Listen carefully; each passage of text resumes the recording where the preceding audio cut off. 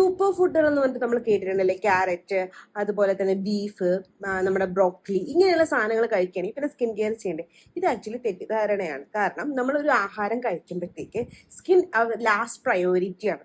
കാരണം എന്തെന്ന് വെച്ചാൽ നമ്മുടെ ബാക്കിയുള്ള കാര്യങ്ങൾക്ക് എന്തെങ്കിലും ഡെഫിഷ്യൻസി ഉണ്ടെങ്കിൽ അതെല്ലാം മാറ്റിയിട്ട് അവസാനം മാത്രമേ സ്കിന്നിന് ഇനഫ് ആയിട്ടുള്ള, അല്ലെങ്കിൽ നമ്മൾ ഉദ്ദേശിക്കുന്ന റിസൾട്ട് കിട്ടാനുള്ള ന്യൂട്രീഷൻ നമ്മുടെ സ്കിന്നിലോട്ട് എത്തത്തുള്ളൂ.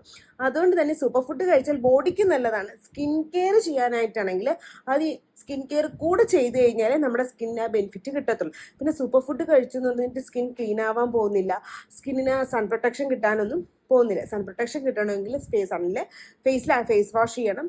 ക്ലീൻ ആയിട്ടിരിക്കണമെങ്കിൽ നമ്മൾ ഫേസ് വാഷും ചെയ്യണം. അതുപോലെ തന്നെ ഹൈഡ്രേഷൻ കിട്ടണമെങ്കിൽ ഹൈലൂറോണിക് ആസിഡ് അപ്ലൈ ചെയ്യേണ്ടി വരും. അതുപോലെ സ്കിൻ ബാരിയർ ഡാമേജ് ആണെങ്കിൽ സെറമേഡ്, നാച്ചുറൽ മോയ്സ്ചറൈസിങ് ഫാക്ടർ, നിയാസിനമൈഡ് പോലെ ഇൻഗ്രീഡിയൻറ്റ് യൂസ് ചെയ്യേണ്ടി വരും. ഇതൊന്നും സൂപ്പർ ഫുഡിനകത്ത് മാത്രം യൂസ് ചെയ്തു എന്ന് പറഞ്ഞിട്ട് കിട്ടാൻ പോകുന്നില്ല. നിങ്ങൾ .nl കൺഫ്യൂസിച്ചേക്ക് ഇതുപോലത്തെ skin care and hair care full ചെയ്യാനും മറക്കണ്ട.